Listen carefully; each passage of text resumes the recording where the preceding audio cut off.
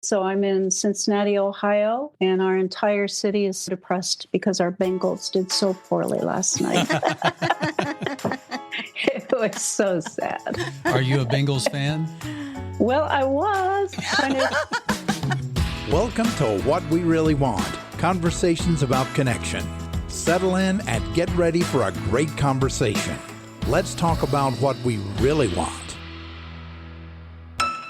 Hey friends, welcome back to What We Really Want.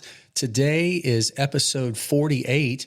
Our guest is Barbara Steffens, and it's called Be a Safe Person and Listen. So, hun, when we get to talk to people like Barb Steffens, I don't know if you feel this way, but for me, there are certain names in the space where we work that's like, oh man, they really started something that was important. Mm-hmm. You know, Michael John Cusick, and for a lot of people more recent years, people like Jay Stringer, Adam Young. But, you know, Barb Steffens, when it comes to the topic of partner betrayal trauma, there are just some names that kind of got that whole area started. And hers was one of them. Yeah. I don't think I realized at the time that we started our journey that her book, Your Sexually Addicted Spouse, had just come out. Mm-hmm. That was one of the ones that I am not a reader necessarily, like an avid reader, but early on I did read books that I thought could be helpful, and that was really helpful. Yeah. Well, in 2009, there wasn't a whole lot out there resource-wise for people who were walking through, couples who were walking through sexual recovery, addiction recovery, and betrayal trauma recovery. And so hers was one of the first and most important books that kind of got that ball rolling and was instrumental in shifting the tone of the conversation away from seeing partners of sex addicts as being co-addicts, like you're just as sick as he is. You need to figure out why you were attracted to somebody like that. And really kind of heaping shame on top of trauma. Right. And she realized, and you'll hear her talk about it, that just didn't seem like a loving or a helpful approach. And so what if we recognized that these partners are going through legitimate post-traumatic stress? And that would explain an awful lot of what's going on, and also would help us understand why it's not helpful to use language that makes them feel like they're as much of a problem as the betraying partner. Yeah. And I think further down the road, when you work through some of that trauma, then some of the behaviors might not be the healthiest. Sure. But they're still not why he did what he did. We're still not at fault. It's not about that. It's just like, okay, if I show up this certain way and it makes you, Greg, want to run the other way, or you don't feel safe to share with me, I'm not responsible to make you tell the truth. I don't have to make sure I say my words just so that you'll tell me the truth. But if I know that certain ways that I show up aren't helpful, then I want to work on that, but certainly not in the early days. And likewise, for the type of work that you're talking about for partners and owning their own unhealthy tendencies, that's got to be done after safety and stability have been experienced. Yeah, for sure. Well, thankfully, there are a lot of additional names working in the space of helping partners heal from betrayal trauma. We got to hear several of them speak at the recent conference that we went to. But a lot of what is healthily practiced now in the space really kind of started with people like Barb Steffens and Marsha Means and Carol Sheets. And so we really owe them a debt of gratitude. And so we really hope that you will enjoy our conversation that we recently had with Barb Steffens. It's episode 48. It's called Be a Safe Person and Listen, and it's coming right now. Barbara Steffens, this is a treat for us. Thank you so much for joining us on What We Really Want today. Oh, well, I'm really excited to have a chat with you. This is going to be fun. Yeah, it's going to be fun for us. Yours is a name that we have been familiar with, and we've read your stuff. I'm just looking right here at our kind of you have an old? We have an old copy of Your Sexually Addicted Spouse, How Partners Can Cope and Heal. We're going to talk all about that because you were one of several voices that was very influential and helpful to us in our early recovery. And so I think I can speak for both of us. We've been really looking forward to talking to you. Because you reminded me this came out in 2009. That was 2009, the beginning of our journey. We call it fan day when you know what hits the fan. Mine was January 6th of 2009. And so our whole recovery has kind of been tracking with the work that you've been doing. Oh, well, I'm glad that book was available for you. Absolutely. Yeah. Well, Barb, would love to ask you the question that we ask all of our guests, which is, what do you really want out of our conversation? Gosh, I think I just want certainly to help explain what betrayal trauma is. I like telling people that because it's helpful information, but I really enjoy encouraging people that are going through this really hard process by, sharing, that what you're experiencing is typical. You're not the most unusual person in the world, so that you don't feel quite so crazy and lost. Mm-hmm. So I hope that whoever is going to listen to this is going to feel encouraged. Yeah, that's what I want. Yeah. Well, we know who you are, and we know a lot more about you probably than the typical person who hasn't spent much time around this subject. But I'd love for our listeners who may be less familiar or maybe even completely unfamiliar with Barb Steffens just to get to know you a little bit. Could you take a few minutes and help us get to know just who you are as a person? Sure. Gosh. I am married, been married now for 52 years. Wow. Married my high school senior sweetheart. So that's been pretty sweet for most of the time, not all of the time. Right. I was a late bloomer. I didn't go back to get a college degree or anything until after I had 2 children and started with an associate's degree, and then was all done with my master's and practicing as a counselor here in the Cincinnati area. And then life happened, and my own experience of finding out about my husband's secrets kind of sent me on this path of going back to school to get a doctorate so that maybe I'd be listened to, because I'm a woman and I'm a short woman. Hey. So there's just something about, getting an extra something that says, she might know a little bit about what she's talking about. But so I did that, and I wanted to do some research around partners because I was just so unhappy and not a fan of what was going on at the time. It didn't make sense to me as a clinical person who had worked with a lot of people who had experienced significant trauma in their lives. And so when I started helping partners just by offering my support and my care and my listening, it was clear to me that I was hearing trauma in them. And then that helped me recognize where I had trauma in myself as well. So now I'm, a grandma of 1, and he's 15, and he's probably going to be the best outfielder in Major League Baseball in the future. Of course he is. Or first base. But yeah, we have a lot of fun. I am very active in my church, and I love that part of my life right now, and really being engaged there. The real delight of my life is seeing how just stepping into doing this work that now there are so many more people that are doing it. So I kind of call myself the grandma of the betrayal trauma field. Sure. And I have all these amazing, amazing people that have come and gotten trained and doing the work and helping. And it's been amazing. Well, yeah, the words that come to mind, you said grandma, the words that come to my mind are pioneer, trailblazer. We were grateful last year to have Carol Sheets on the show with us. Oh, yeah. And she spoke super highly of you. I know you guys are pretty tight, have done a lot of work together. I'm just curious about something you shared from your story. When you became aware of your husband's secrets, how long had you two been married at that point? 23 years. Okay. A long time. Yeah. So it's been almost 30 years since then. Yes. So that's really, I think, something I want us to make sure that we talk about, because when there's been betrayal of a sexual nature, I think people who come from a faith-based or a churched perspective tend to drift to one side of the spectrum or the other, which is got to forgive and move on and kind of minimize the impact. Or now I think there's much more freedom to end the relationship, and with, biblical grounds. But what about the majority of couples where even the betrayed partner would say she wants to reconcile, but there's a lot of things that have to happen in order for that to be a reality. So you were married for a long time, it happened with us after 17 years, and it's been almost 17 since. For you, 23 years, and now it's been almost 30. So clearly something that you pursued seems to have been effective. Talk a little bit about what it was like for you kind of in those early days when you were in the crater of this discovery. We'll be right back. How have things gotten so out of control? How did something that didn't seem like such a big deal at first completely take over? Porn and sex addiction are destroying your life and killing your relationships. You know you can't keep going on like this, keeping secrets and telling lies.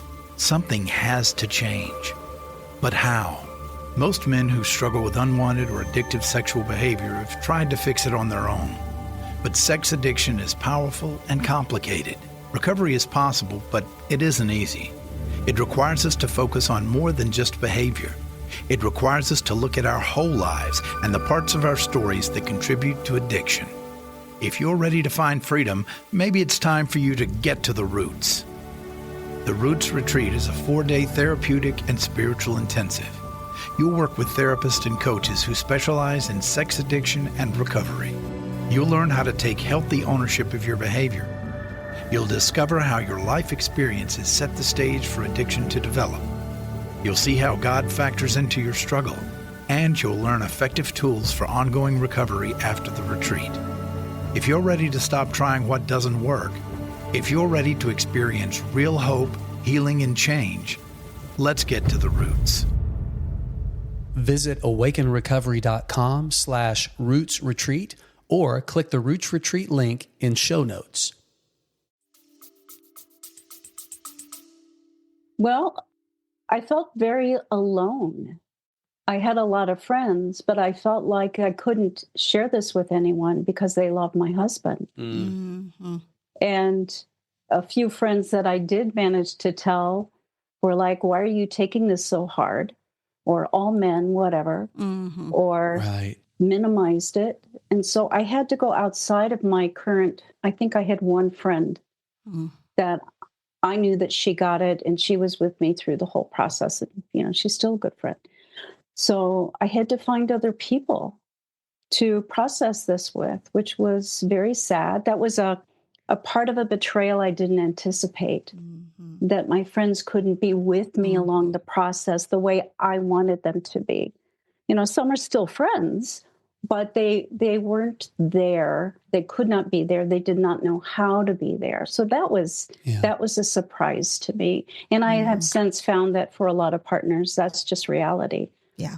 Unless this is something that you have stepped into that has blown up in your life, it's really hard for people to step into that process and to be there, to understand it as trauma, but also a great loss, a great grief. And we find ourselves explaining, or I know I did, trying to explain the things to these people. They're trying to be helpful, but they just don't get it. And so it's another level of exhaustion too. Yeah. Well, and also because when it happened to me, the information I was finding was telling me I was co-addicted. Yeah. And as a clinician, I was going, I don't even know what this is. This makes no sense to me. I would never say that to someone else who went through something else that was catastrophic in their life. Right.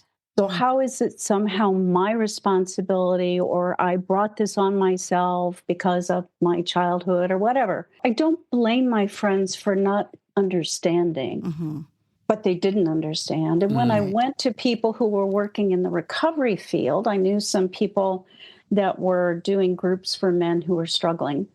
And I said, so, hey, Mr., I won't say his name. He's a wonderful person.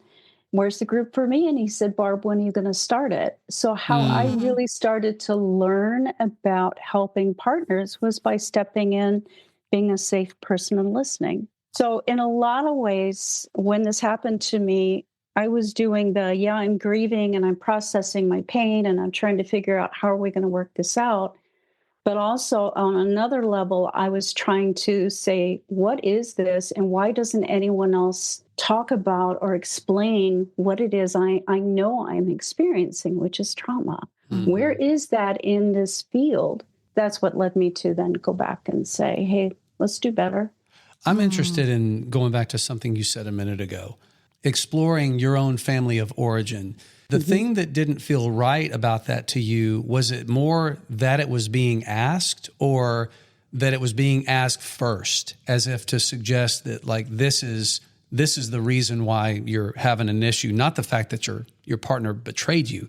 I guess another way of saying it is it that it was asked, or is it when it was asked? When it was asked. Yeah. Totally when it was asked. Right. I've done crisis intervention a long time before I even became a counselor. I was doing a volunteer, and you don't do that. Yeah. When someone is in just a horrible shock and horrible pain, you listen to what's happening right now. Yeah. And then later you might ask, but it's still, in my opinion, an inappropriate question at any time. Way down the road, maybe when we're in a better place with the trauma, it's not quite as flared up or whatever. Well, once safety and stabilization. Safety and stabilization, someone might want to look at, because I do have trauma from my childhood. That's appropriate, but but at the right time. Yeah. And the older model assumed that there was always prior trauma. And that's why you picked this person. Do we have trauma? Most of us don't get out alive without some trauma along the way. Right. Yeah. But that doesn't cause another trauma. Yeah. It may make some people a little more vulnerable, but it's still not their fault. It's not a cookie cutter template that applies equally to everyone. Yeah, it is not. But that's how it was at that time. That lit a fire in me. Yeah, I'm glad that it did. I'm glad it did. I was going to say, Well, think about some of the statements. Now, we've had people who have communicated to us that they have heard these things, and I don't know if they were spoken in these words specifically, directly, or if it's just this is what was gleaned from what was said. I think in some cases it's exactly the words that were said. Things in the old co-addict model that people would hear is, you brought this on yourself, which you've already mentioned, or you're just as sick as he is. Yeah. And it's kind of like walking up to somebody who's just gotten run over by a truck and criticizing the way they were crossing the road, right? That's right. It's just, I don't understand why it was happening. Maybe they were thinking that would help the couples come back together. If you're both coming from a very broken place, you're going to have more compassion, more empathy for each other. Mm-hmm. But it misses the injury. It misses the injustice. It misses the secretiveness and the betrayal part, the lack of consent in a relationship when you don't know something is happening in that primary relationship. So it misses all of that. Mm-hmm. I think they were hoping that that was going to increase the likelihood that you're going to pay attention to you and you're going to pay attention to you. And so there's not going to be this conflict going on. Yeah. And they wanted to keep things calm because, if he starts to feel shame, he could act out again. Yeah. And so you have to be quiet and not speak about these things because then you're bringing shame on him and now he's going to act out. So it puts so much responsibility on the wounded partner who did not know. Just keeps that responsibility there, right? Because the message and keeps it right there. If you would have been sexually available in the right way, this wouldn't have happened. And now that it has happened, you've got to do it right so that it won't happen again. Yeah. Well, there are a lot of people, I don't know if I should say a lot, several women I've talked to over the years, they were always excited about sex. They loved sex. Mm-hmm. We did not have that experience. I was just like, oh my goodness. Because I thought if I had been excited and came to the bedroom better or did what XYZ, that it wouldn't have happened. And then I start hearing these girls are like, I loved it. I never turned them down. I never rejected them. It just blew my mind. Yeah. But you said too something about consent. And I remember well into this process, maybe I couldn't process it at the time. So my protective it was years into recovery. But he brought out that point of just even agreeing to have sex all those years when I didn't have any of the information to help me and make that decision, that I didn't have consent because you couldn't have given informed consent because you didn't have the information. And that just was, whoa. You just couldn't. And, the more people understand about compulsive sexual behavior, it's not about sex. Mm-hmm. It's about mood alteration. It's about a whole lot of other things, but it's not about that. But when someone is confused or doesn't understand what's happening, they want to put what they think is a quick fix on it. Well, just go do this or just forgive right away. Right, of course, you have to forgive. Right. And when you forgive, then you're going to come back together. Mm-hmm. Yeah. And so they're trying to put some Band-Aids on things that are gaping wounds that need, long-term care and love and understanding and compassion for the level of pain that the person is in. I've seen way too many partners re-wounded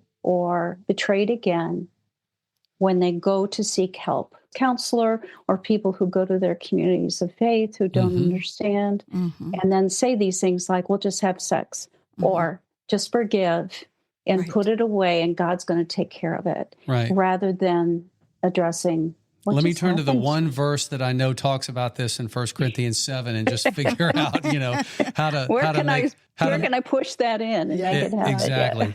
Well, you said something before, the questions, well, what is this? Why isn't anyone talking about this? And so you decided to do something about it. Tell us what it was like in those early days of realizing that you were going to be a new voice with a new message. I don't think I realized I was going to be a new voice, for a long time. I remember, deciding on what my research was going to be. And my question was, is this trauma or not? So I measured for trauma using a pretty well-known trauma instrument for diagnosis. And it was high levels of trauma. And it was like 71% of everyone met the criteria for post-traumatic stress. So it was big time trauma. It wasn't just, this was a hard thing. Right. So when I first, do all that work and then you present at a conference. So I went to the AACC conference, American Association of Christian Counselors. That was my first presentation of my material. And the room was as packed as I had ever seen a room at that kind of conference. Wow. And we had such strong response from people who were there that, work in the field, but also a lot of people that had experienced this as well. And they were really positive. And so the next conference I went to and spoke on was at a conference for sex addiction professionals. All the big wigs were there, all the big names of people in the sex addiction field and people that were working with partners from a co-addiction model at that time. And I remember standing there and I'm a little person and I know I was shaking like crazy because they were right there. Yeah. And so I put up a slide and I put the symptoms of co-addiction and then I put the symptoms of post-traumatic stress. These are the same thing. So why are we calling it what it is not? It is trauma. And after that, that's when more clinicians and coaches came up and talked to me. And I realized that I was speaking something that some other people had thought, but now there was validation. So then that led us to starting to talk and chat. And then we formed an organization, Association of Partners of Sex Addicts Trauma Specialists. And I was its first president. When you say we, I'm interested in somebody who might be one of the we's, because before that, you and Marcia Means co-wrote Your Sexually Addicted Spouse. So was she one of the we's you're referring to right now? She was not. She was not. At the time when we wrote our book, we kind of decided that she was going to be focusing on coaching and things like that. And I was going to be reaching out to the professional community. And so I think it was several years later that she and I got together again and did a conference seminar together or something. I'm also just curious about your connection, your association, professionally, personally, whatever, with Carol the coach, Carol Jurgensen Sheets. I mentioned earlier that when we interviewed her for the show last year, she just spoke so well behind your back. and it just sounded like there's a great relationship there. How did that come to be? Kind of knew of her, heard of her, maybe met her at a conference. But she was invited to become a board member of APSATS, and that's when we really got to know each other better, when we were both on the board. Found out that she, lived pretty close, only about 2 hours away from me. So, she's a dear friend. Well, when you mentioned AACC at the time that we're recording this, and Barbara, because when you and I talked on the phone last week, we were just getting to the AACC World Conference in Nashville to set up as exhibitors. And we sat through a track where we heard several people talking about betrayal trauma. We heard Sherry Keffer, we heard Leslie Vernick, And I just was realizing that this interview was coming up. I feel like they would probably say it certainly seemed like they are standing on the shoulders of people like you who kind of blazed the trail. So really was great to hear things that resonated so strongly with the way that we've been building our recovery community for the last 10 years. Oh, well, that's really cool. And I'm glad you were able to go to the conference. I was there so many times and just loved it. And you meet a lot of wonderful people. Mm-hmm. When I talk to women, it is sometimes intimidating for me to be as confident about things that I know, these kinds of things that I know they're going through. And so it's just always so refreshing and good to hear all of y'all talking about these things and okay, that's what I'm saying. And that's what I'm telling these women. Cause I just, it's just such a sacred space, and I don't want to, I know I don't have enough power to ruin them, but I just don't want to do things that are more harmful. They've been through, going through so much. So I'm grateful. Well, a lot of those people that you have talked about have added to the field so much because they have their special area of interest. Right. So like Carol working with couples in early recovery. And there's so much that's happening and so much more. There are people that now looking at the family and how do we help the children in really healthy trauma-informed ways. So it's pretty amazing watching to see how we are coming to the aid of each other, right? Yeah. Yeah. I'm sad about just when you mentioned the family, our children, we just did not know back in 2009, I said, why weren't all of our kids in counseling? And they've two of them are in counseling now for various things, but it just makes me sad. Including the realization that things affected them more deeply than they thought they did at the time. Walked through. We were, he was on staff at our church, so it was public in that sense. And so the kids knew, but we didn't talk a lot, and they didn't really see me crying or anything. So they weren't as aware as I think maybe in a good way with the help of counselors they could have been. So we're just repairing those relationships, Well, we didn't know what we didn't know. That's right. That's right. And now we're doing better. That's right. Well, speaking of not knowing what we don't know, we're a recovery community. That's what Awaken primarily is. For 10 years, we've been offering a space for people who are just realizing that they need some support for either unwanted or addictive sexual behavior or sexual betrayal trauma. And it's par for the course. People come in and they have no idea what they need, where they don't have their bearings. They just feel like they've, fallen out of a truck going 80 miles an hour. Yeah. And so they need a safe place to land. And we try to provide them with that. But one of the things that is a pretty common question is, what do I do now? What does the path forward look like? And we call ourselves a gospel-focused 12-step recovery community. And the 12 steps are pretty intuitive once you get to understand what they are for the recovering person.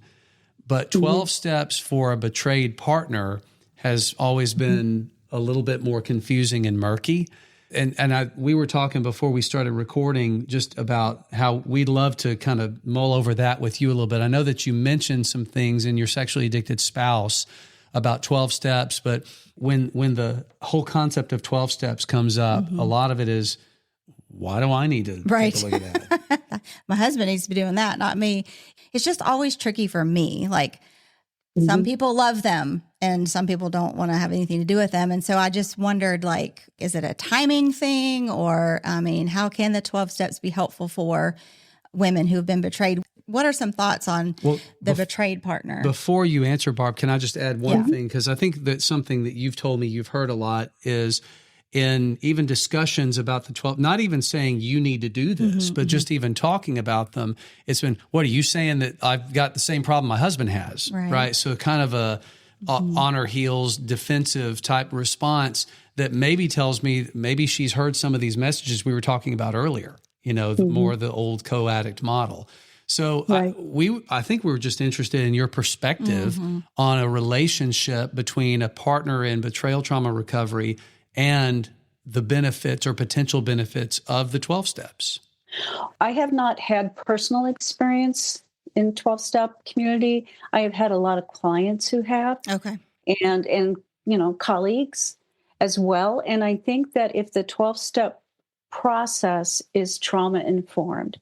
And if you're understanding that what you're working through this process is the trauma that you experienced, not that there is anything that you did that caused this to happen, or that you're equally as sick, which is what they used to say.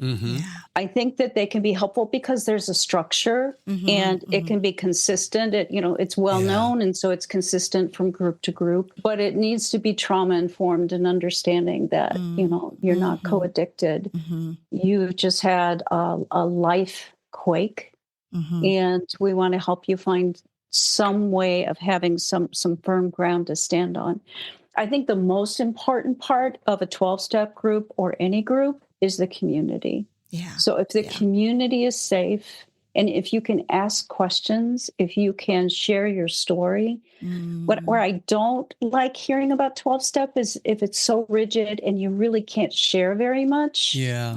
Or ask questions of each other, so there's no dialogue in the group. I don't think that's helpful. That just keeps us more isolated. Yeah, I think you're describing communities where the difference is, are the 12 steps the end, or are they the means to the end? Right. And I think that the trauma-informed aspect of that probably is going to be a big change maker in how you approach it. When you were talking just now, it reminded me of a conversation I had recently with somebody, and it's kind of the difference between hearing shame on you or hearing, well, of course, when you're sharing your experience and your story and that compassionate trauma-informed, well, of course, that's how you would show up in something like this. And we even, when we're working the 12 steps and we get to step 6, where we talk about became entirely ready for God to remove all these defects of character, people read it like that. And from a shame perspective, we just hear, I'm defective. I'm a screw up. I'm the problem. And it's a very shame-driven part, which is not helpful. And we like to say, what are the ways in which I have defected from my character? Which is a much kinder, God created me to connect with him and connect with others. And when I feel like I can't trust in my caregivers, and if it is to be, it's up to me, then I'm going to defect from the way I was made to live. And that's where things go wrong, because now I've gone sideways. And just, you can do the 12 steps so compassionately if that's your orientation towards them. Yeah. No, again, I've heard a lot of people that are doing that, and they're doing it really, really well. I know that in my years of doing partner groups, which is I've done for a long time, I don't right now, but the community is the most important part, and that it's safe, and that there's some kind of agreements within the group on how we're going to be with each other, and that's what promotes the healing. It's the connection, the collaborating together, the leaning in and saying me too. Those kinds of processes are what provides healing. Because what happens, especially for the partner, when this discovery occurs, it's like she is thrust out of the rest of the world. And so put her in a place where she's with other people that were thrust out of the world, and look, we're not alone now. Yes. Who was speaking on grief and the two different kinds? I think it was Sherry, about like grief where you lose a loved one, you get all the casseroles and you can grieve together, and you have a funeral. But with this, nobody's bringing you casseroles. Nobody can know. It's just so different. And getting into the community, and I honestly was so pissed off that I had to connect with somebody I didn't know. There wasn't a group when we first started, but eventually there was a group. But like, even to have to call somebody that I didn't know, I didn't want to talk to a sex addict's wife, but here I was, but I didn't want to have that in my life. But when I did, it was a game changer. Just that they understood. Yeah. You didn't have to explain it to them. Exactly. Yeah. The grief that's alone, it just brought to mind a song that Jason Gray and Andy Gullahorn wrote called Death Without a Funeral. Yeah. And it's exactly what y'all are talking about. Yeah. It's so true. Yeah. It's exactly the same grief, but without the support. Yeah. Yeah. I did a seminar, or I guess it was a retreat in the spring, and I was talking about grief and played that song for them. That's awesome. And then asked the group to process what did they hear that made sense to them. And it was a profound song. Maybe think about playing that song in my group and let us process it. Yeah. That's a great idea. It was a profound use of that song. And I see them every December, one way or another. We started a tradition of going to Behold the Lamb, and we see them there. Yeah, we're going to be there again this December. Are you coming to Nashville to see it? Oh, that's great. Well, maybe we'll be there the same night. Yeah. It's the best place. It's the best experience. Barb, this popped into my head just now. With you having spent the last basically quarter century, I think now even a little bit more than that, because it was before the year 2000 that you were getting started. With a quarter of a century plus, and seeing how this field has developed, what are you the most excited about right now that you see more recently that is happening, that's making the field of betrayal trauma therapy and recovery even stronger or better? There's several answers to that. One is people now looking at different areas of specialty within this specialty. Like how do we help the children? How do we help extended family?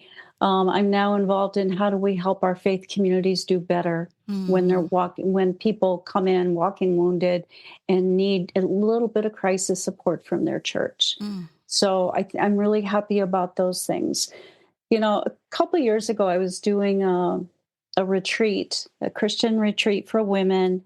And somehow or another, I was talking to this young lady about back in the day when it was co-addiction. And she looked at me and she said, "What's co-addiction?" And I said, "You've never heard that word." That's awesome. And it was just like, oh, good. Because she had already started a process of her own healing and recovering, and she hadn't come across that. And no one spoke that to her. You don't have that baggage. Amazing. Hallelujah. No, she doesn't have to try to figure that out. And that doesn't make any sense to me. So for me, that was a milestone. What about a sexually betrayed man? When the roles are reversed from what would be the traditional presumption.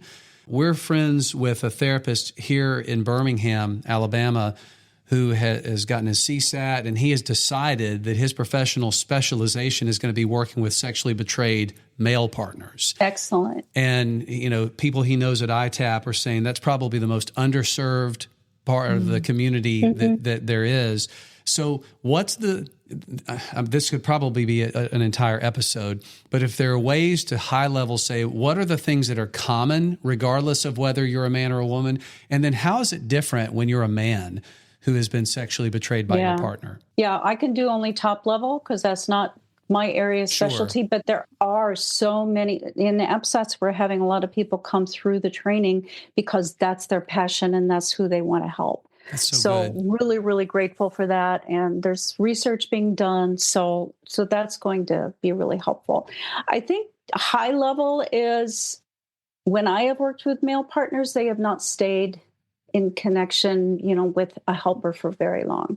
They know how to be mad. They know how to be angry about it. And they have a hard time dropping into the grief about it.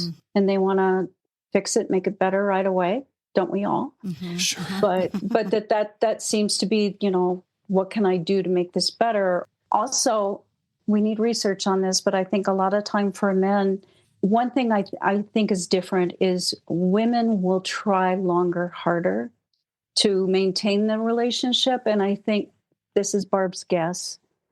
Primarily, that's because they're concerned about the impact on the children if the marriage fails, or their beliefs about marriage, fearing how will I take care of myself if I have been not the primary provider for our family. And so I think women stay a lot longer for those reasons.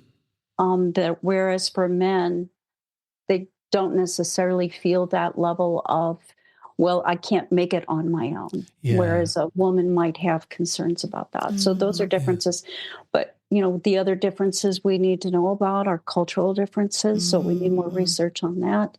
Trying to get this information into other cultures where, especially for women, it is so much harder for them to speak what they need. Mm-hmm. The idea of a boundary, saying no to something, can be very difficult in some cultural areas and groups. So we have a lot more research to do in those areas. But yeah, the male partner, what I hear is, I'm really tired of reading your book and having to change all the pronouns. Well, you should be tired of that. We should fix that. Someone needs to do that. So I know that there are men working on that. Well, I'm curious, just to, again, very high level is fine, because you've acknowledged that this is not like a heavy area of specialization for you personally, but I wonder sometimes, well, two things.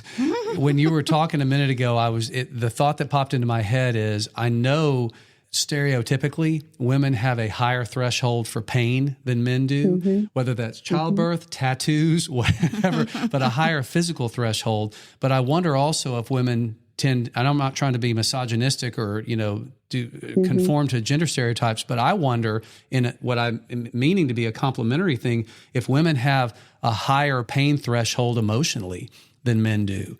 And if that could be contributing to their staying. So that's one thing. And maybe you pause and just see, is there anything to that? I don't know. I think that it's a wonderful research question. It really is, to figure out, are there some characteristics, female characteristics, that might be different from males that prolong, staying in a hard situation? Well, the other question I had was this.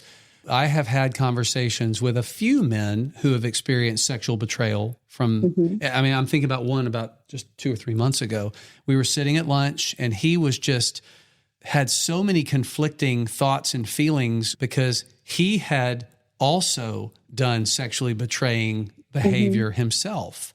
And so I know that there is sometimes this sentiment of, I don't get to grieve, I don't get to be upset because I'm guilty of it too. Do you think that that's an element that maybe gets in the way of men getting the kind of help and support that they would need in this situation? It certainly can be, and it certainly can make it complicated for the couple. If both people have been betrayed in one way or another, or if someone has unconfessed behaviors and now this is coming up and I'm really upset, but oh no, you don't know that I did whatever.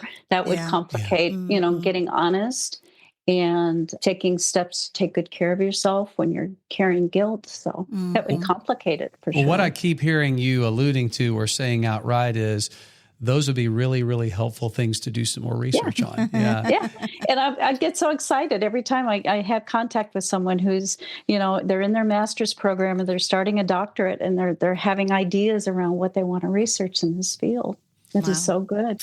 I feel like we're never going to run out of new information, new perspective, new nuance in this, and to have people who are committed to just learning about all this so that we can provide more help and hope and resources for people who are going through, like you said, legitimate post-traumatic stress.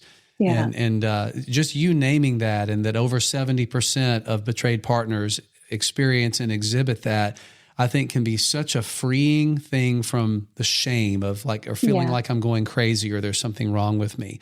Yeah. And so to have people who are continuing the work, standing on your shoulders, is really encouraging. It is really encouraging. My biggest concern right now is how normalized sexual behaviors are in terms of experimentation, and that I feel for young couples who don't have the hope of having a sense of feeling a level of innocence in their relationship. Right. Because they are being exposed to so many things so young. So young, yeah. So I wonder what that's going to be like. So I want to see what research is going to be done in terms of differences between generations. That's Boy, so true. Let it happen. Yeah. Barb, we can't thank you enough for spending an hour talking to us. Goes fast. My gosh. I know. It's been almost an hour. Jeez, almost. We got a little We bit had of a little audio start. hiccup at first, but we ironed it out. But legitimately, we want to thank you. I mean, I think that it's not an overstatement to say that we wouldn't be where we are without you and people like you who had done this work. I mean, obviously we could be, because God could have done it a different way, but the way that he did it, it was through your work and, work of other people who were doing it when nobody else was. And you know what? I believe in redemption, and that no matter what, God has a way of redeeming the things that happen. That's right. He doesn't fail at that. That's right. That's what I'm watching several people in our community going through divorce, and this is not the story they wanted. They want the redemption story in their marriage, but watching them continue to heal and do the work for themselves, it's just it's beautiful, and it just brings me to tears, because this one friend is coming to life again. I'd like to say she just went dark for a while, and nothing. She's a 1 on the Enneagram, and nothing she did. She just was powerful. You want to have this result, then do this, and it's like none of it worked, and she just kept slogging through, and she's coming back, and so it's just beautiful. It's hard, but God does heal. It's just it looks different than we want sometimes. Well, thanks for helping teach us and others like us how to have compassionate community. We really appreciate you. Oh, and thank you so much for doing it, stepping into that role and providing safe spaces. Well, God bless you, Barb. We're glad to do it. It's hard sometimes, but we need people like you to remind me anyway, this is right. You're doing the right thing. Thanks for being with us today. No, you're welcome. Maybe we'll run into you at a conference sometime. Or at the Ryman. Or at the Ryman. It could be at the Ryman. That would be awesome. Sounds great. Take care. Take care.